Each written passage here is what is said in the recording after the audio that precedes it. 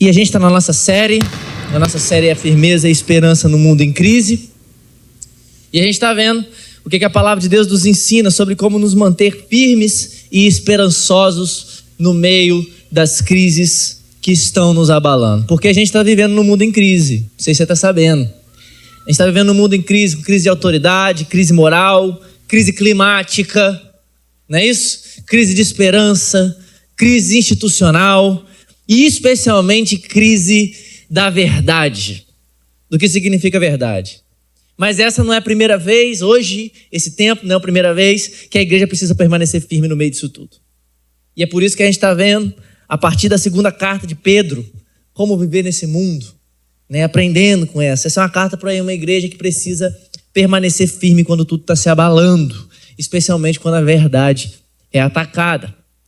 E aí quando a gente olha para essa carta e pensa sobre isso, né, é impressionante a gente ver como que o número de evangélicos tem crescido no Brasil. Não sei se você sabe, mas a gente já está quase na metade da população. Todo mundo se diz cristão, todo mundo se diz evangélico, todo mundo está falando por aí assim. Muita gente posta versículo bíblico, muita gente posta coisas sobre isso. Mas a pergunta que a gente vai precisar fazer ao olhar tudo isso é se isso faz de alguém cristão. Se realmente é o evangelho verdadeiro que os evangélicos brasileiros estão seguindo. Afinal, o número de igrejas está crescendo, de evangélicos está crescendo, mas a gente não consegue ver essa transformação, né, na mesma proporção na sociedade. Então a pergunta é essa: será mesmo que a gente está guiado pela verdade? Será que quando a gente fala sobre evangélicos, verdade, cristianismo, a gente está vivendo realmente de forma digna da verdade? A gente conhece a verdade de fato? Será que a gente está seguindo a verdade? A gente está na verdade?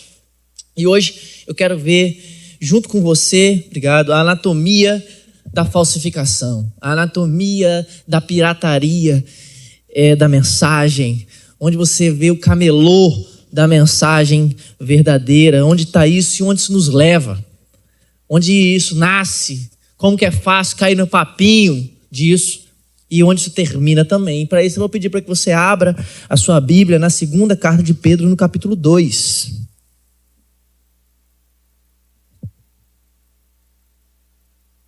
E eu vou pedir para que você mantenha a sua Bíblia aberta nesse texto, porque nós vamos revisitar várias vezes esse texto e acompanhar esse texto durante todo o sermão, durante toda a mensagem aqui. Se você não tiver com a Bíblia aí, vai ser projetado aqui atrás, mas eu quero que você acompanhe comigo, até para você ver se eu estou falando alguma besteira. Porque se eu estiver falando alguma besteira, alguém grita aí anátema, alguém grita maldito, que eu paro de pregar na hora. Eu quero que você veja claramente o que a gente vai ver aqui hoje, tá? Então deixa a sua Bíblia aberta aí e você vai acompanhar comigo. Uma das coisas mais tenebrosas que acontecem, ou que estão acontecendo com a igreja moderna, foi o abandono da Bíblia, foi o abandono da santa palavra de Deus. E o pastor Alex falou sobre isso semana passada. Nós, basicamente, eu já falei isso aqui outras vezes, né? Inventamos o nosso testamento, que não é o Novo Testamento, é o nosso testamento. Eu não sei quantas vezes chegaram para mim dizendo que a gente deveria ser mais cordial com os pregadores que pregam um falso evangelho. Não sei quantas vezes ouvi, não devemos falar nada. A gente deve orar. Não sei quantas vezes eu ouvi isso. Eu não sei quantas vezes eu ouvi falsos mestres, falsos profetas serem defendidos pela desculpa que o trabalho social deles é muito grande. Não, o trabalho que eles fazem ninguém faz, né? E isso tudo com o pretexto da gente ser ético, da gente ser moral, da gente ser mais tolerante, de ser mais inclusivo. Mas quando nós olhamos para as páginas da Sagrada Escritura, nós vemos o contrário disso. O contrário dessas coisas que as pessoas estão falando sobre aí. E as palavras que nós veremos nesse texto que está aberto diante de você, que é a palavra de Deus, não são bonitinhas. Não são envolvidas com uma suposta ética moderna. Não são amenizadas por uma ideia de que é melhor ficar quieto. Não.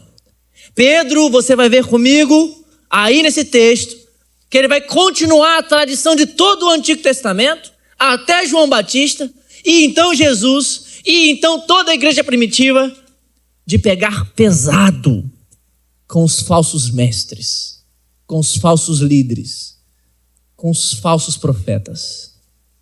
O capítulo 2 de Pedro, de 2 Pedro, não é um capítulo que vai nos confortar nessa noite. É um capítulo de confronto. Ele não vai falar de bênçãos, não vai falar de prosperidade fácil, de felicidade, pelo contrário.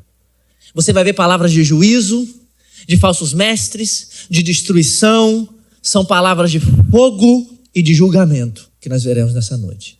Muitos preferem evitar essa passagem, mas eu quero que você saiba hoje que nela contém uma das advertências mais urgentes para a igreja dos nossos tempos e do fim dos tempos também. Então, se a gente quiser realmente ter uma vida firme, uma vida solidificada, uma vida estabilizada, uma vida com esperança, nesse tempo onde a gente liga a TV e vê tudo que vê, é crucial que nós atentemos de coração para as palavras que nós vamos ler na palavra de Deus aqui hoje. Então eu quero que você veja comigo o versículo 1 e o versículo 2.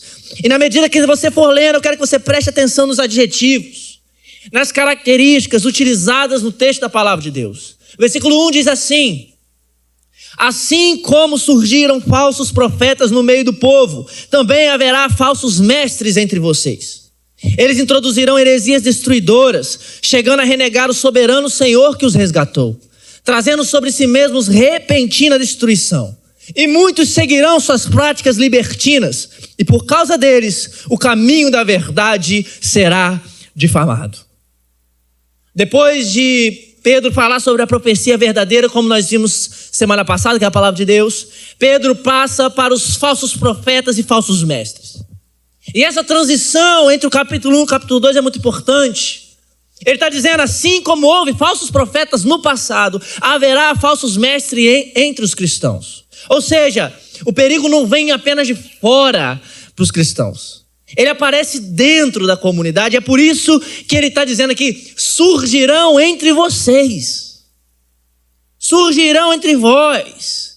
E isso torna a ameaça muito mais perigosa.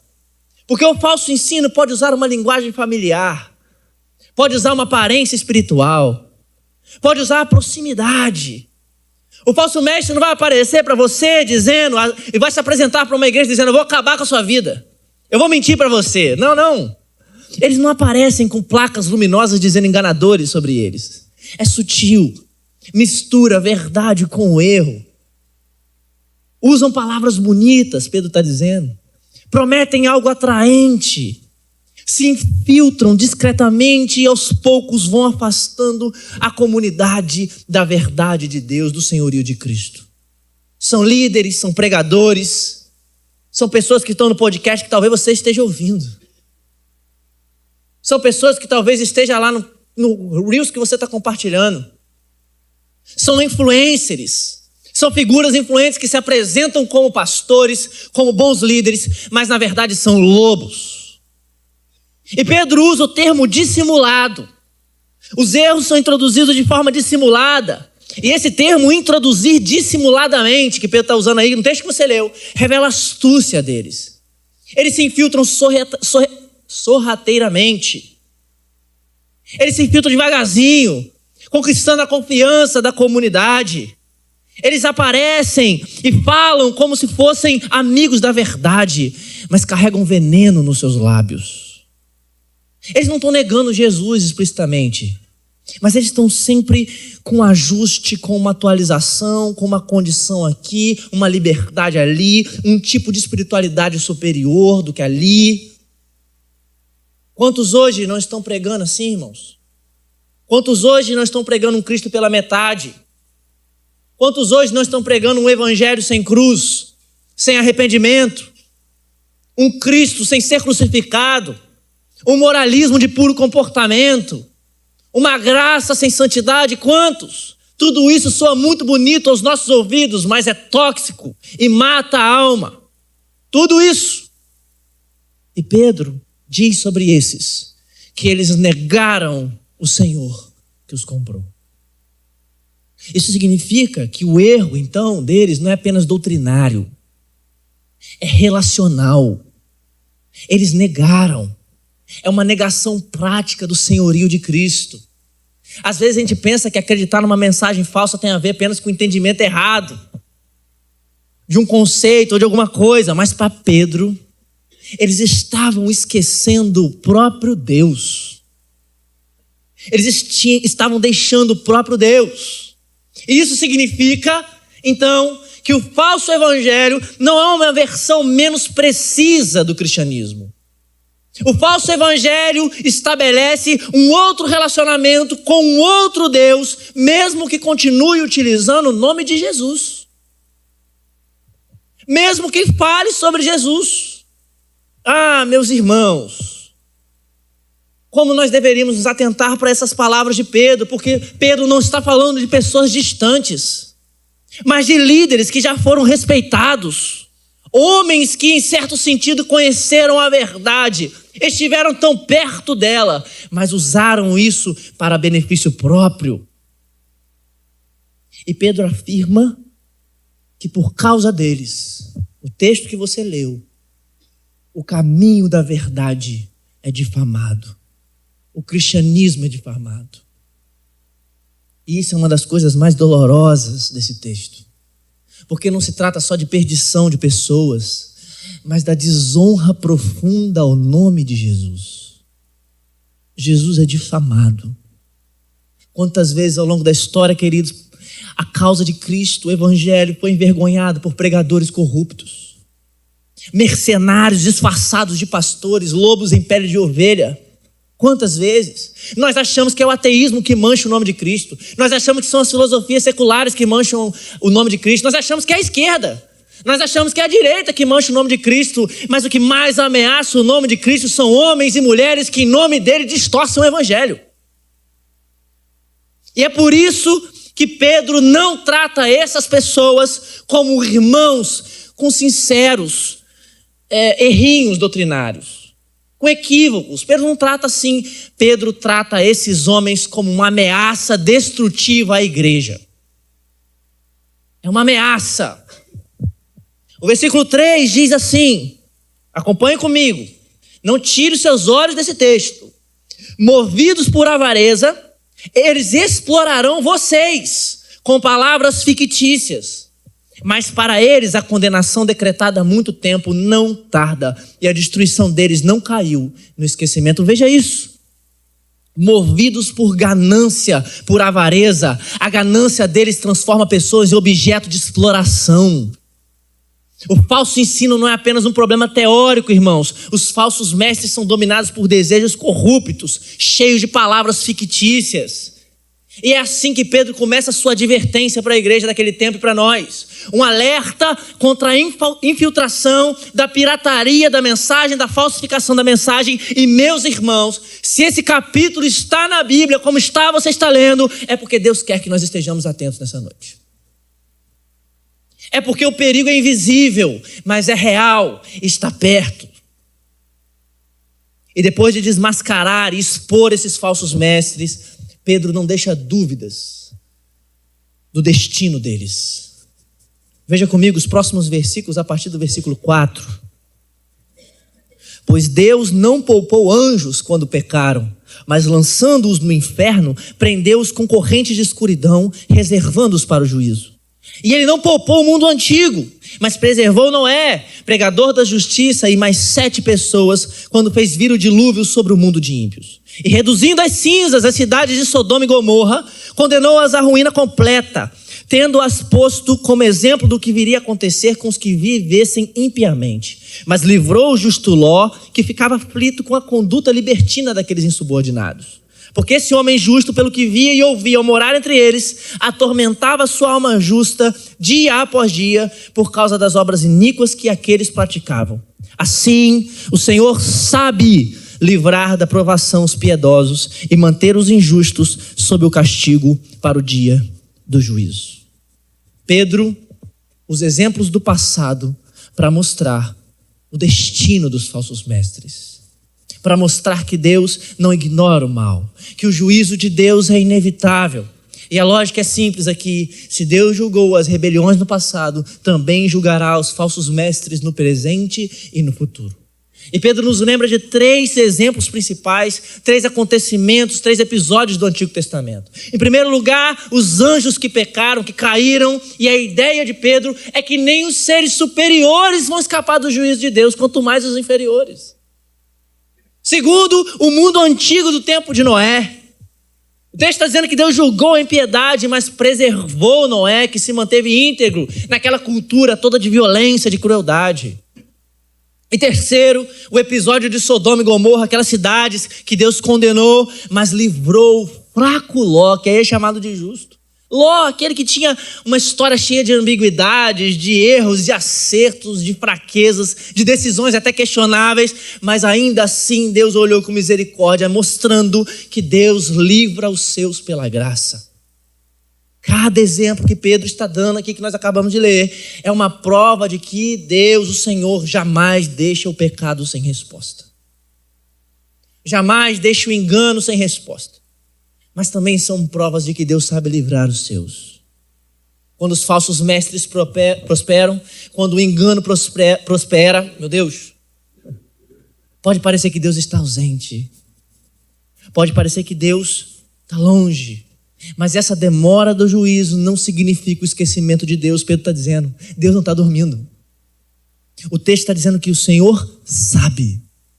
O juízo está reservado e o livramento do povo de Deus também está. E Pedro continua.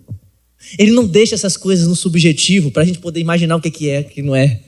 Ele vai descrever agora as marcas, as atitudes, os traços morais desses falsos mestres. Ele vai revelar agora então o caráter corrompido deles para que nós possamos discerni-los e não sermos enganados. Então ouça com atenção. Ou melhor, leia com atenção o que ele escreve a partir do versículo 10. Especialmente aqueles que, seguindo a carne, andam em desejos impuros e desprezam qualquer autoridade. Atrevidos, arrogantes, não temem difamar os gloriosos seres celestiais, ao passo que anjos, embora maiores em força e poder, não proferem contra essas autoridades sentença difamatória na presença do Senhor. Ou seja, rapidinho, nem os anjos, que são seres mais fortes e espirituais, são capazes de ser tão blasfemos assim. Eu estou dizendo. Olha o versículo 12. Esses, porém, como animais irracionais, seres guiados pelo instinto e que nascem para serem capturados e mortos, falando mal daquilo que não entendem, na sua destruição também hão de ser destruídos, recebendo injustiça como pagamento pela injustiça que praticam. Encontram prazer na satisfação dos seus desejos libertinos em pleno dia. Como manchas e defeitos encontram satisfação nas suas próprias mentiras, enquanto se banqueteiam com vocês. Eles têm olhos cheios de adultério e são insaciáveis no pecado. Enganam almas inconstantes e têm o coração exercitado na avareza. Essa gente maldita. Pedro, com muita severidade e seriedade, descreve eles como ousados, arrogantes, irreverentes, falam do que não entendem, tratam realidades espirituais com desprezo, não têm temor, não se submetem à autoridade de Cristo, não se submetem à palavra de Deus, não reconhecem os seus limites, falam com segurança sobre aquilo que eles não entendem. E essa arrogância sempre aparece como liderança. O cara é líder, né? Olha o líder ali, ó. Ele tem isso, né?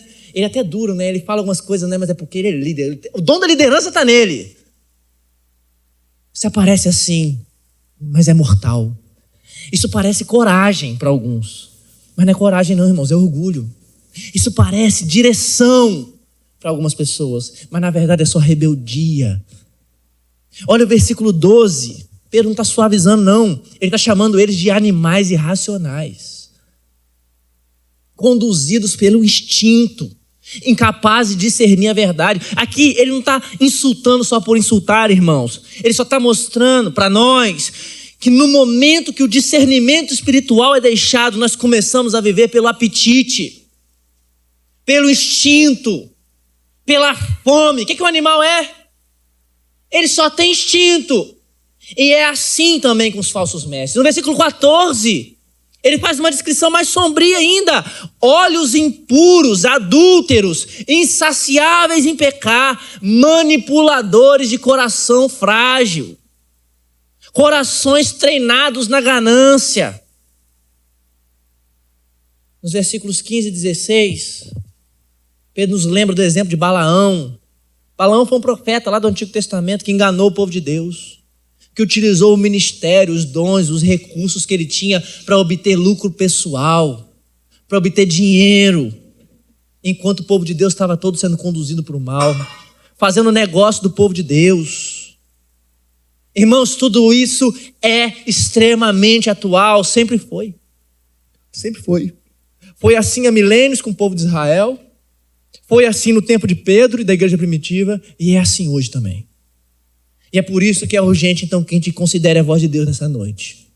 E é aquilo que a palavra de Deus está nos mostrando. Porque a palavra de Deus está nos ensinando que não existem diversas versões legítimas do evangelho, da boa notícia. O outro evangelho é uma contradição. Ele é chamado de evangelho, mas não é uma boa notícia. Ele fala sobre uma possível salvação, mas ele não tem poder para salvar. Ele promete liberdade, mas ele escraviza no final das contas. E ele pode ser emocionante, pode ser bem comunicado, pode ser cheio de histórias, pode ser defendido por pessoas carismáticas, pode ser acompanhado por crescimento numérico, mas continua não sendo o evangelho, continua sendo uma mentira, continua sendo uma falsificação, continua sendo um produto pirata. Quantos deles nós podemos ver em nossos dias? Agora são 8h14. Muitos púlpitos agora, nesse momento, pelo Brasil, estão cheios de falsificações, cheios de mentira, cheios de gente manipulando por causa de dinheiro, da mensagem, cheios do evangelho terapêutico, onde é pregado que meu maior problema é minha autoestima, que Deus existe para me fazer feliz, que Ele é meu terapeuta, que a minha felicidade é a minha salvação. Cheios de uma mensagem moralista dizendo que o nosso maior problema é o nosso comportamento, que a gente precisa se tornar melhor para ser aceito por Deus, fazendo a graça virar uma recompensa, fazer a graça virar um pagamento, e Deus virar meu avaliador, o meu desempenho virar minha salvação. Outros púlpitos estão cheios do evangelho ideológico, cheio de gente falando de política, onde o meu problema são as estruturas sociais, é aquele partido tal, é aquele político tal, determinado grupo, e aí a igreja é transformada numa militância, em palco político. Agora, nesse momento, irmãos, com lágrimas nos olhos, nós deveríamos falar que tem políticos que subiram no púlpito da igreja para poder fazer palco político. Agora, nesse momento. E tem alguém ligando para você aqui, Alex. No teu notebook aqui, ó. E é sua tia, como sempre. Agora, nesse momento.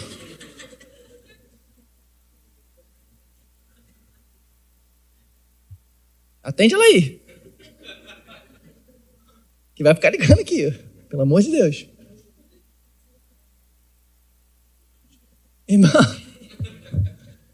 Irmãos, outros púlpitos estão cheios da teologia da prosperidade, onde o que está sendo pregado é que o nosso principal problema é a falta de dinheiro, é a falta de sucesso. Aí, se eu tiver fé suficiente, Deus vai realizar os meus sonhos. Deus vira um meio, a fé vira um método para o meu sucesso. A fé é só um método para o meu sucesso, para eu ser bom. E o dinheiro e o sucesso é a prova de que eu sou abençoado por Deus. Quantos púlpitos nessa noite, tristemente, estão pregando sobre como atualizar as nossas crenças.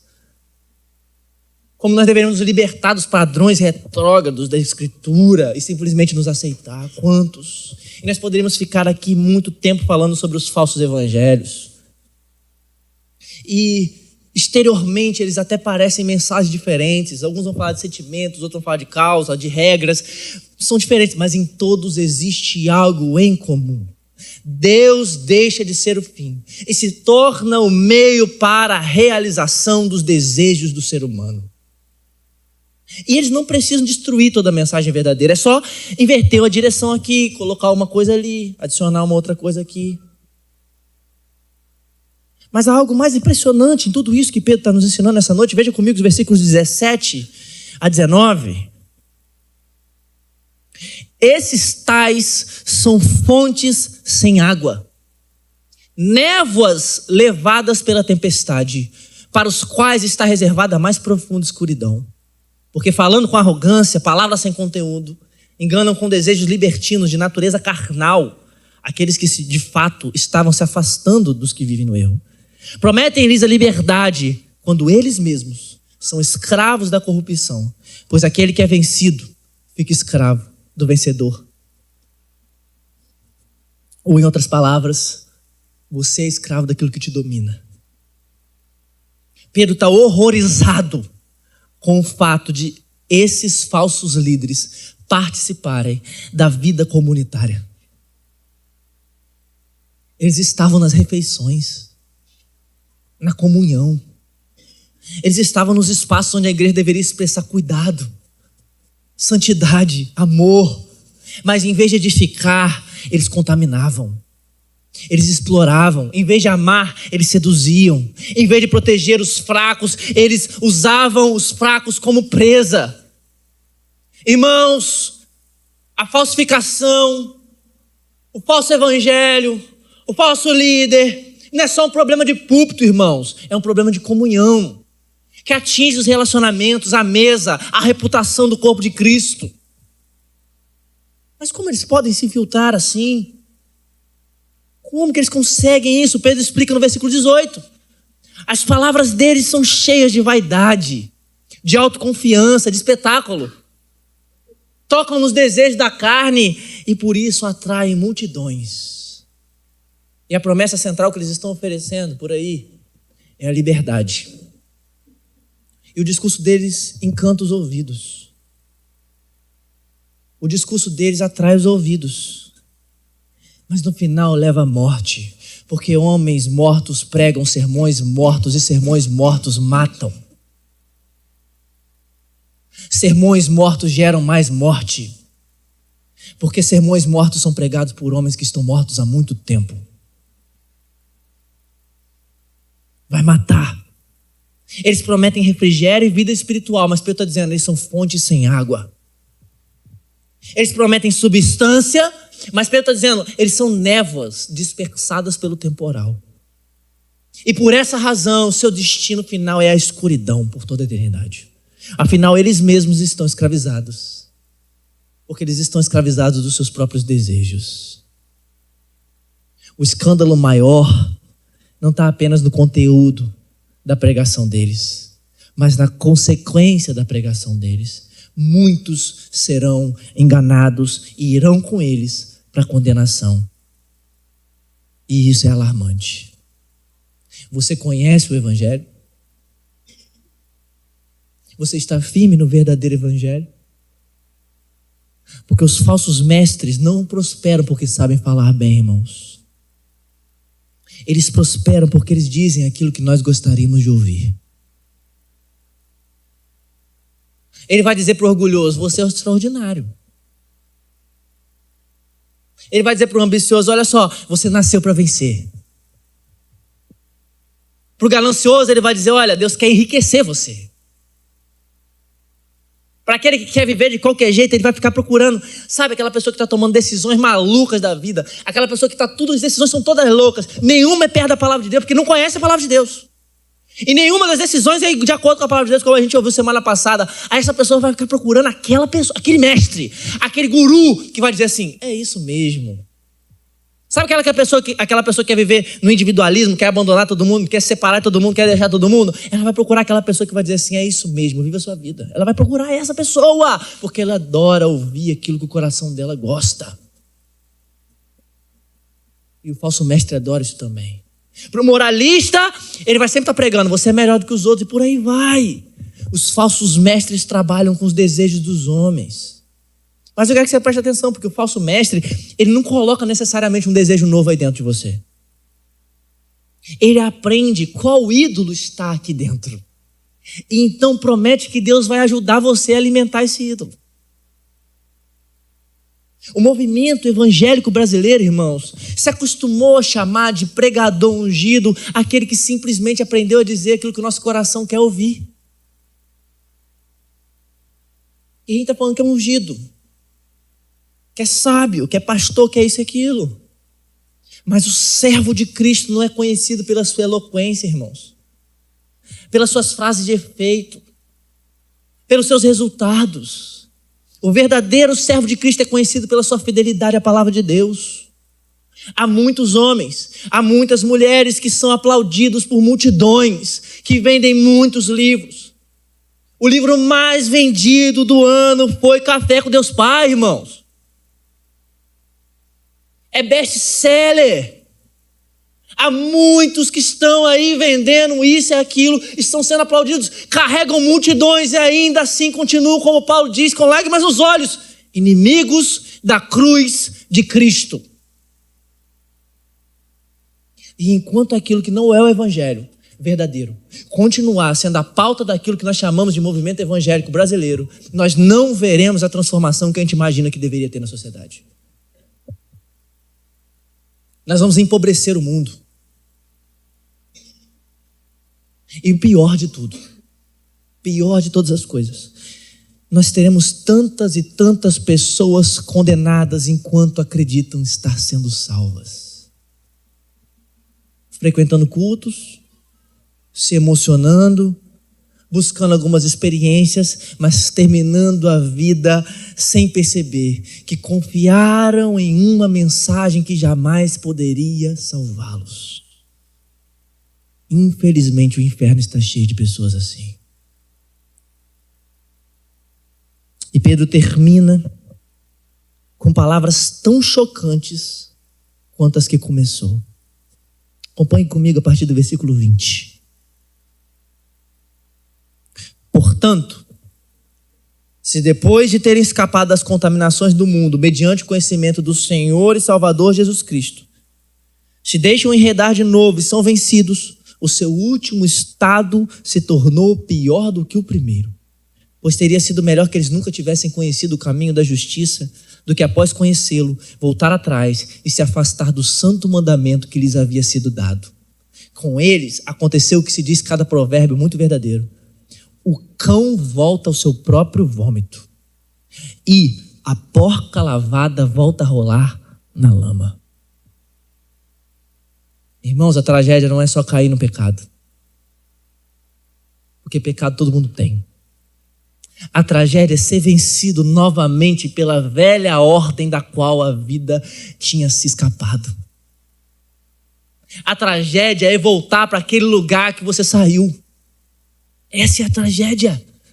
Por isso que Pedro está dizendo que a condição final se torna pior do que a primeira. Porque existe mais responsabilidade depois que você conhece. Existe mais conhecimento.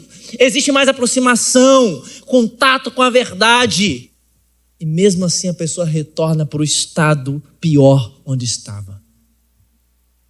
E esses provérbios, essa imagem do cão que volta ao vômito, da porca que retorna para a lama, são apenas para confirmar que o indivíduo, aquele ser humano, aquela pessoa que apostatou da fé, que deixou a fé, que foi embora, nunca foi transformado na sua natureza. A porca volta para a lama porque a lama é o lugar do porco. Você pode pegar o porco, botar lacinho no porco, fazer coisa, botar o nome, baby.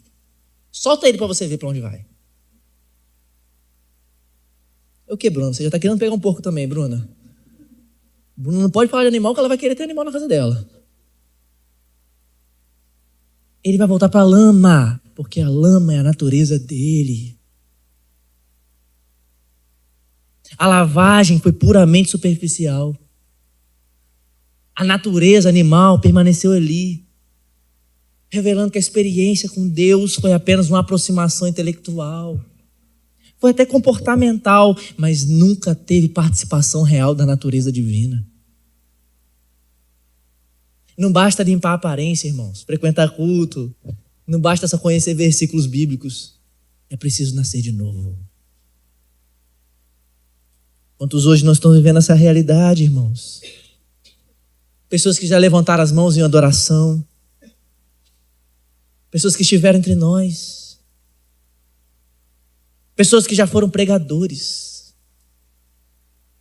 Que já proclamaram a fé com os lábios. Mas agora estão mergulhadas em pecado. Como se nunca tivessem conhecido a verdade. Pessoas que você via falando e agora você vê assim. Como assim? Como se nunca tivesse experimentado. Ele está dizendo que isso é horrível.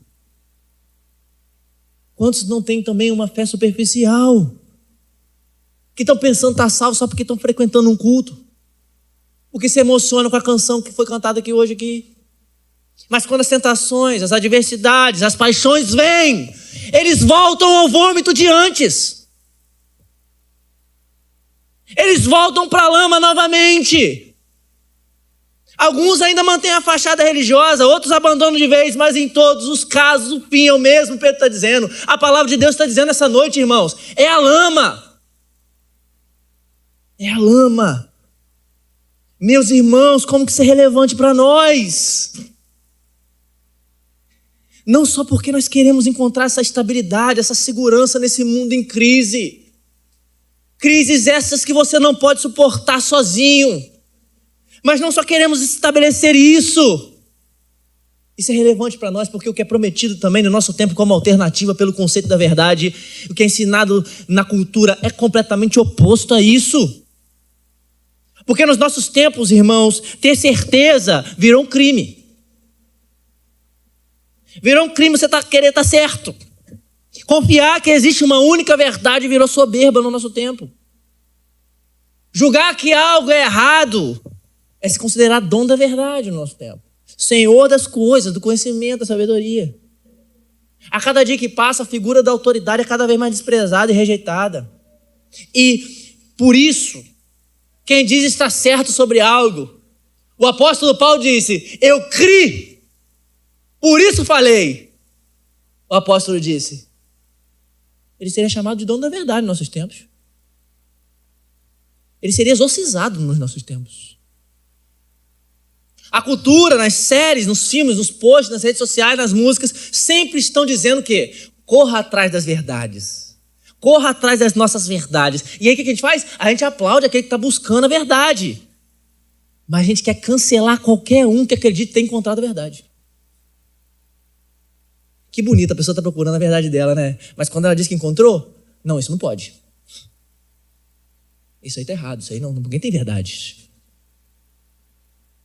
Nos nossos tempos, irmãos, talvez é o sim. Porque ter convicção nos nossos dias é uma ofensa para as pessoas. Ninguém quer pregar a verdade mais porque é ofensivo demais. Uma pregação como essa aqui é ofensivo demais. Eu louvo a Deus porque vocês estão ouvindo com a graça de Deus no coração de vocês. Amém, irmãos? Amém. Ah, glória a Deus. Mas para alguns é ofensivo. O texto de Pedro é ofensivo. Deveríamos tirar ele da Escritura.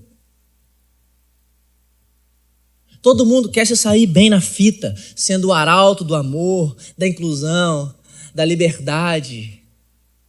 São flores pela boca, mas são luvas de boxe nas mãos. E todos foram cedendo, um a um, a declaração que provavelmente você já ouviu em algum lugar, de que não há verdades absolutas, são apenas pontos de vista. E ninguém está percebendo que essa declaração afirma ser uma verdade absoluta. Ninguém percebe isso. Você pode estar pensando aí no seu banco aí, eu não acredito em nada disso que João está falando, glória a Deus, né?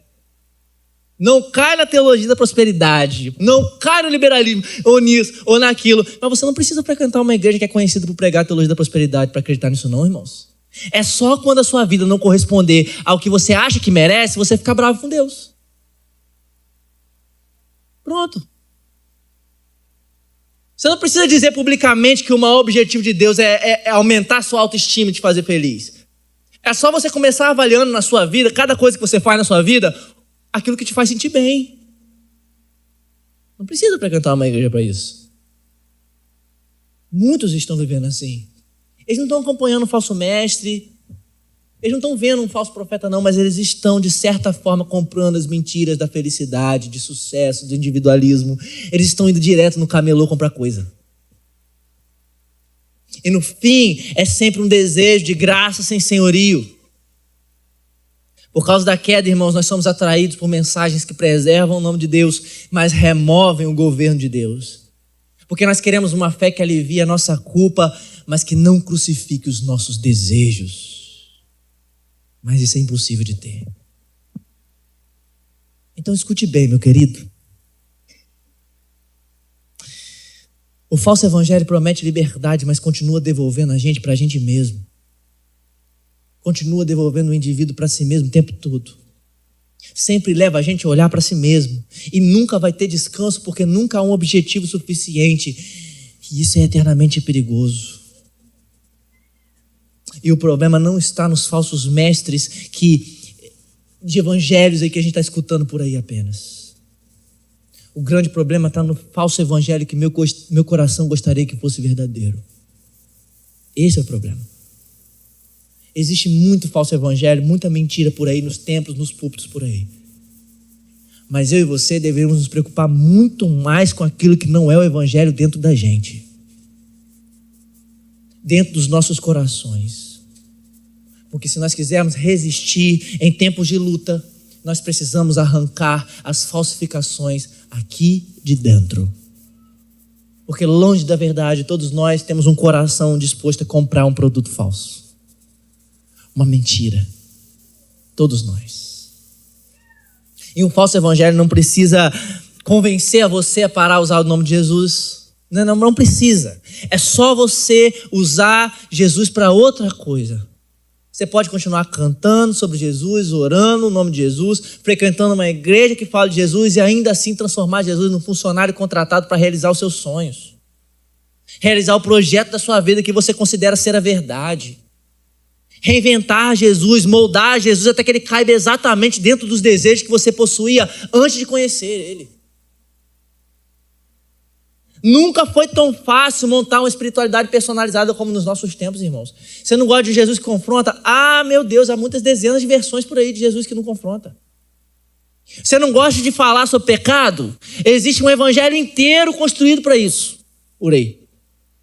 Você não gosta de ideia de renúncia, de falar de renúncia, da pregação de renúncia? Sempre vai haver um Deus dizendo que quer sua felicidade, não a sua renúncia. Sempre vai haver. Você está doido de riqueza? Você quer riqueza? Existem pregadores para isso. Você quer autoestima? Há muitos pregadores e igrejas para isso. Você quer ativismo? Há muitas comunidades inteiras se formando só para ativismo. E isso funciona porque a mentira sobrevive não só pela inteligência, pela retórica. A mentira sobrevive porque conversa com algum desejo do nosso coração, irmãos. As pessoas acreditam em mentiras não porque elas fazem sentido para elas, mas porque elas prometem algum sentido para a vida. É por isso que as pessoas acreditam em mentiras o tempo todo. E é por isso, então, que nós não devemos ficar pensando nos falsos mestres lá, no tio seu que manda mensagem errada no WhatsApp, naquilo que você está vendo por aí, que existe por aí, mas em qual falso mestre o meu coração gosta de contratar, gosta de pagar. O que não é o evangelho que eu estou sempre comprando, que me impede de crescer, de ser maduro? O que é? Como que eu posso me aprofundar mais no verdadeiro evangelho? Como eu posso conhecê-lo mais, exaltá-lo mais, para então ser diligente e vigilante nesse tempo de crise? Preste atenção nisso, meu querido, em nome de Jesus. Porque se você quer viver no meio de tantas notícias ruins, nas adversidades, dos seus próprios pecados, nos problemas, é urgente que você entenda que o modelo de resistência que devemos ter é o de crer na verdade de Deus e apropriar-se dela. Porque crer verdadeiramente é resistir contra a crise. Resistir ao mal, resistir ao pecado, resistir aos problemas, resistir às adversidades. Crer em Cristo é resistir. É o modelo de resistência. Nós somos forçados a acreditar pela cultura que a liberdade vai vir quando ninguém mais puder dizer o que é verdade. Durante séculos, as pessoas disseram aos outros homens como elas deveriam pensar. E aí surgiu uma geração dizendo: ninguém tem o direito de definir o que é verdade para outra pessoa. Surgiu uma geração dizendo que cada um deve viver sua própria verdade, sua própria moral, sua própria espiritualidade. E isso pareceu libertador no começo. Mas você precisa perguntar sobre isso. Qual foi o resultado disso? Dessa ideia, qual foi o resultado? Porque a promessa era de liberdade, mas o resultado foi, sabe o quê? Ansiedade e escravidão. Crises psicológicas e ansiosas, porque é sempre assim. Nós nunca tivemos tantas possibilidades, nós nunca tivemos tanta liberdade para construir a própria vida. Nunca houve também, ao mesmo tempo, gente tão cansada por tentar descobrir qual é a verdade que ela deveria construir. Nunca tivemos. As pessoas estão procurando encontrar a sua verdade, mas nunca encontram, porque a verdade é algo externo a nós. É sempre assim, irmãos, porque quando nós ignoramos a verdade verdadeira, a gente vai ter que fabricar uma. E fabricar uma verdade é um peso que nenhum ser humano consegue suportar. Nenhum. Mas eu quero dizer para você nessa noite que Jesus fez uma promessa diferente para nós. Conhecereis a verdade, e a verdade vos libertará. E se o Filho vos libertar, verdadeiramente sereis livres. Essa é a promessa de Jesus. A palavra de Deus é clara sobre isso. Só existe verdadeira liberdade em Cristo Jesus. Tudo que não for sujeição a Cristo Jesus é escravidão disfarçada. O cristianismo começa justamente onde todas as promessas do mundo terminam e falham. Em quem você confia para definir a verdade da sua vida? Em você mesmo? No momento que você está passando? Na dor que você está sentindo? Na alegria que você está vivendo? Na cultura? As redes sociais? É aquele fulaninho lá que diz? A sua experiência que diz? Todos nós estamos procurando alguém para definir a verdade na nossa vida. Mas deixa eu falar uma coisa para você, irmão. Jesus não veio oferecer uma filosofia melhor. Jesus veio para revelar quem Deus é e resgatar as pessoas da escravidão, de uma vez por todas. E o convite do Evangelho não é apenas acreditar em algumas ideias sobre Jesus. É abandonar todos os falsos salvadores e confiar somente naquele que não apenas fala a verdade, mas é a verdade. Meus irmãos, Pedro, quando escreve isso aqui, esse capítulo, ele não escreve para deixar a gente com medo, não, irmãos, mas para abrir os nossos olhos. Tem gente que lê isso aqui e fica paranoico, mas o objetivo de Pedro não é deixar a gente paranoico, não, é deixar a gente vigilante, é diferente. Quando nós lemos esse capítulo aqui, nós só estamos vendo que se a gente realmente reconhecer as marcas, nós vamos poder rejeitar os falsos mestres e permanecer no evangelho verdadeiro. Então o chamado de Pedro é para testar cada palavra, cada doutrina, cada ministério pela medida da verdade de Deus, a palavra de Deus. Então, meu querido, peça discernimento nessa noite ao Senhor. Peça discernimento sobre aquilo que está externo a você, mas também das falsificações que existem dentro de você e do seu coração, que se aproximam de você. E discernimento não só para saber o que é certo e errado, não. Discernimento para saber o que é certo e quase certo. Que esse é o problema. Porque nem tudo que reluz é ouro, irmão. Nem todo sermão é evangelho. Nem toda canção cantada é adoração a Deus. Nem toda profecia é inspiração de Deus. Não. Nós devemos ter discernimento, mas ao mesmo tempo nós devemos ter esperança. Porque o Senhor, o texto diz, sabe livrar o seu povo da provação. O Senhor sabe deixar o seu povo seguro no meio de uma cultura do engano, da falsidade, do desvio moral. Deus sabe livrar o seu povo da provação. E isso é um consolo para nós. Mas veja bem, isso também é um chamado à responsabilidade. O meio pelo qual Deus usa para nos proteger é a vigilância. Estarmos vigiando. E quem negligencia a vigilância é uma presa fácil dos lobos que existem por aí. Se você está aqui nessa noite não é um cristão,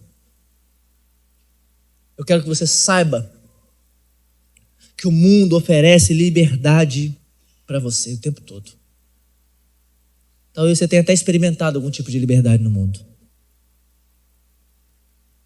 E ele oferece liberdade através da autonomia. De você fazer o que você quiser. Mas ouça com atenção, meu irmão, meu querido, você que está aqui nessa noite que não é cristão. Jesus Cristo oferece liberdade pela verdade, porque só existe liberdade dentro da verdade. E fora de Jesus, os nossos desejos vão nos escravizar. Somente em Jesus que a gente pode viver no meio dessas crises.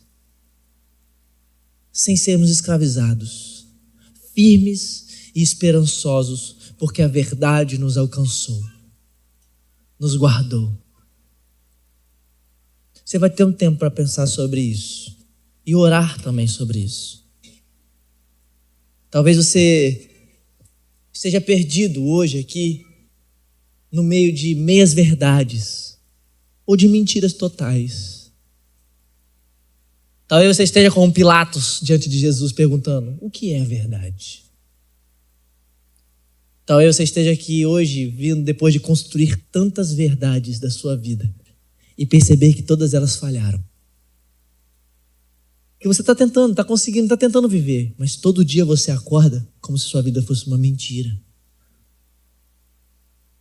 Talvez você esteja aqui hoje não sabendo qual é a verdade. Talvez você esteja aqui hoje entregue às muitas falsificações. Talvez você seja uma pessoa que visita frequentemente o camelô espiritual. De todas as formas, do jeito que você tiver, a verdade de Deus está disponível hoje aqui. Hoje. E o meu desejo é que você vá até ela nesse momento. Em oração. Vá até ela nesse momento. Você vai ter um tempo para isso. Não é um tempo para você sair. Faço direto. É um tempo para você ficar. E é um tempo para você orar. É um tempo para você dizer para Deus o que você precisa.